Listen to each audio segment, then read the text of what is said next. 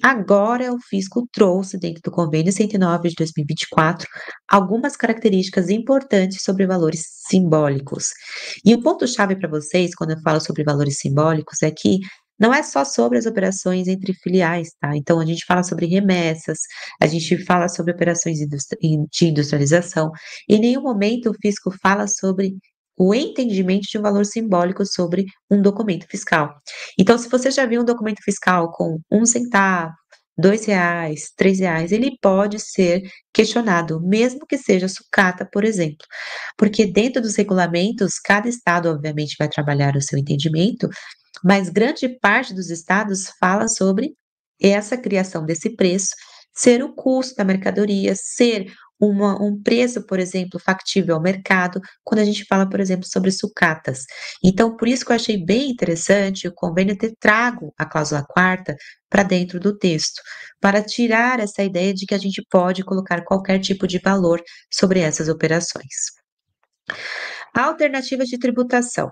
Opção de equiparação, o convênio ele também trouxe para nós, então contribuintes podem optar por equiparar a transferência de mercadorias a operações tributáveis com base no valor de entrada recente ou custo de produto.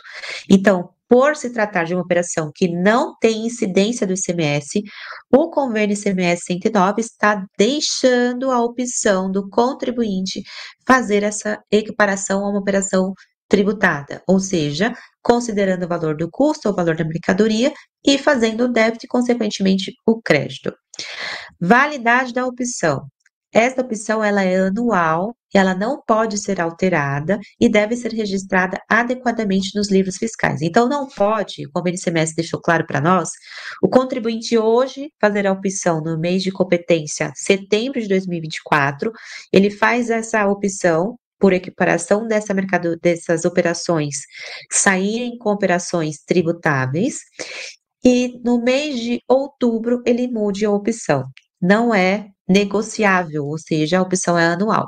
Se o seu cliente optar por equiparar essa operação ser tributável, ele vai precisar fazer o ano completo para que haja essa mudança. Então, por isso que é importante vocês entenderem as particularidades, usar as nossas matrizes de condutas que a gente já falou aqui também em aula, em diversas aulas. Se você não sabe sobre a matriz de conduta, é de fato a gente entender a valoração, o que tem de impacto, quais são os planos de ações para a gente colocar isso em pauta para os nossos clientes. A base de cálculo, como eu já falei para vocês, não tem como a gente colocar qualquer tipo de valor. O fisco está de olho nessas operações, até porque essa operação está sendo tratada desde sempre sobre uma operação não tributável. Então, o fisco, perante a fiscalização e até o convênio 109, ele fala sobre a fiscalização, isso pode acontecer ainda mais, principalmente falando sobre a base de cálculo desses valores. Então, cuidado, a operação, se o seu cliente optar por essa equiparação de incidência do ICMS, cuidado sobre o valor correspondente que vocês estiverem colocando dentro do documento fiscal. As fiscalizações, o convênio ICMS, ele fala sobre, tá? Então, vai ter fiscalização remota, possibilidade de fiscalizações sendo presencial, física, ou seja, dentro as operações interestaduais que podem acontecer, facilitando o processo de verificação. O credenciamento, obviamente, vai ser por meio das escriturações fiscais, e quando a gente pensa nas escriturações fiscais, a gente pensa no SPED fiscal, por exemplo, nas notas fiscais eletrônicas. O fisco está tratando ainda mais essa operação para que haja, de fato, uma conformidade fiscal entre os estados. Então, por isso que vocês precisam ficar atento a todas as mudanças. Opções e transição para 2024. A opção pela sistemática dessa alternativa, o fisco também deixou claro para a gente dentro do convênio ICMS 109 de 2024. E como pode acontecer? Para o ano de 2024, a opção pela sistemática dessa alternativa pode ser feita até o mês seguinte dessa publicação do convênio com efeito imediato. Então, se hoje a gente está falando que o convênio foi publicado hoje, isso quer dizer que a partir do 1º de novembro de 2024, se o seu cliente seguir a opção de tributar essas operações, é efeito imediato. Prazo especial. Para a opção para o prazo de 2024, para o ano de 2024, a opção pela equiparação poderá ser feita até dia 30 de novembro de 2024. Então, ele dá esse prazo especial. E lembrando que, com todas essas alterações, o convênio ICMS 178 de 2023, que obrigava os contribuintes a fazer o aproveitamento do crédito, ou seja, sair com esse débito da nota fiscal eletrônica, ele deixa de existir. Então, por isso que o fisco está falando sobre a equiparação dessa operação ser tributável. Por isso que é importante vocês reverem com o seu cliente. Não é que nada mudou, tá? Na prática, de fato, a nota fiscal eletrônica vai continuar saindo com débito, o seu cliente, aliás, a sua filial vai estar recebendo débito e o seu cliente vai poder se aproveitar do crédito, porém agora é necessário ter uma tomada de decisão, porque a gente não vai poder mudar de um mês para o outro a forma de entendimento. E a fiscalização, como o convênio ICMS 109 trata para nós, vai ser mais rigorosa sobre essas operações. O convênio entra em vigor na data da sua publicação, ou seja, hoje, dia 7/10 de 2024, porém os efeitos a partir do primeiro dia do mês subsequente, que na verdade é 1º de novembro de 2024. Lembrar da revogação do convênio ICMS 178 de 2023 e que o seu cliente pode colocar a equiparação dessa alternativa sobre a sistemática de aproveitamento de crédito até 30 de novembro de 2024. A manutenção do crédito sobre a unidade de origem vai precisar, obviamente, depender do estado, mas a gente já tem uma regra aplicável. Então, o cálculo da diferença, então a unidade de origem pode manter apenas a diferença positiva entre os créditos de entrada e a alíquota interestadual aplicada na transferência, isso como já acontece. A avaliação dos créditos, análise dos créditos de entrada disponíveis na unidade de origem, então a gente também pode avaliar se de fato para o remetente é ideal ele repassar esse débito, então por isso que é importante a gente considerar como uma matriz de conduta avaliar os créditos sobre as filiais, porque é sobre essa tomada de decisão que vai ser factível a gente passar o crédito ou não. Porque é uma opção e deveria ser uma opção de fato, né? A gente precisava desse convênio, porque é uma opção, vocês vão precisar analisar e avaliar se o seu cliente necessariamente precisa passar esse crédito para sua filial. Então, por isso que é importante a gente avaliar os créditos de quem está recebendo, porque, consequentemente, quem está enviando vai ter o débito. A aplicação da alíquota, então, a alíquota interestadual sobre o valor da operação da transferência, e a determinação do saldo, né, ou seja, se a gente estiver falando na origem de saldos remanescentes, a gente vai precisar dos estados sobre como a gente vai tratar esse saldo. E aí cada estado pode tratar a sua forma e o seu regulamento. Como eu disse, não mudou muitas regras da nota fiscal eletrônica, o convênio 109 de 2024, a gente pode até voltar aqui, ele fala, na cláusula 5ª sobre isso, tá.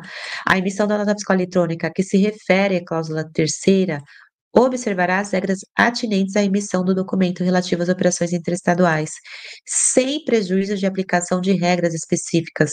Então não mudou, tá, a nota fiscal eletrônica continua da mesma forma, ou seja, a gente precisa colocar nas informações complementares, precisamos colocar que a gente está falando de uma operação, de fato, de transferência entre filiais com operação tributada, se essa for a sistemática, para que o seu cliente tenha a equiparação pela operação tributável e repasse esse aproveitamento desse crédito. Então, nada mudou conforme o convênio ICMS 109. A opção da equiparação e a operação tributável, então, período de validade, essa opção deve ser registrada e ela é válida por 1 ano, renovando automaticamente, menos que haja um novo registro. Como que a gente vai validar isso daqui? Nota fiscal eletrônica e, consequentemente, o SPED fiscal e a sua apuração. Base de cálculo, a gente já conversou sobre isso, não pode ser valor simbólico, ou seja, precisa ser avaliado com o seu cliente o segmento. O registro da opção, necessidade dos lançamentos estarem corretos para que reflita dentro do projeto SPED. E a opção, ela não é negociável, ou seja, o ano calendário que foi feito deve ser seguido essa equiparação. Quais são os impactos que eu vejo dentro do convênio 109 de 2024 para vocês? flexibilidade nas transferências, então a gente não está obrigando o nosso contribuinte a ter o débito em uma operação que já foi tratada, que não há incidência do ICMS, então vocês vão precisar avaliar se existe a necessidade de fato de ter esse débito na saída. Então o que vocês podem fazer?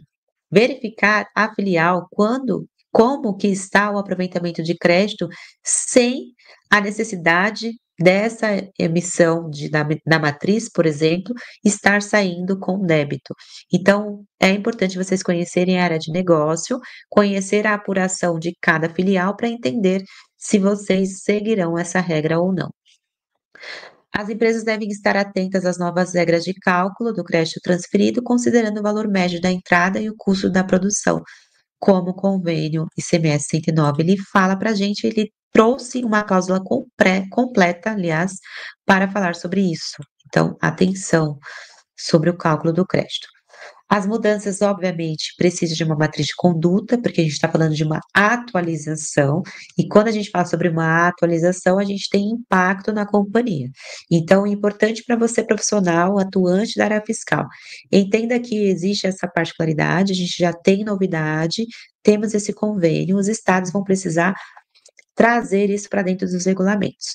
Mas, considerando a matriz de conduta que a gente sempre fala aqui em aula, se você é nosso aluno ou se você já está aqui com a gente toda segunda-feira, você já deve ter percebido que quando a gente tem alguma atualização, a gente precisa seguir alguns passos, ou seja, informar quem estiver que tiver impacto, ou seja, faturamento, preços, quem mais que está incluído dentro da operação?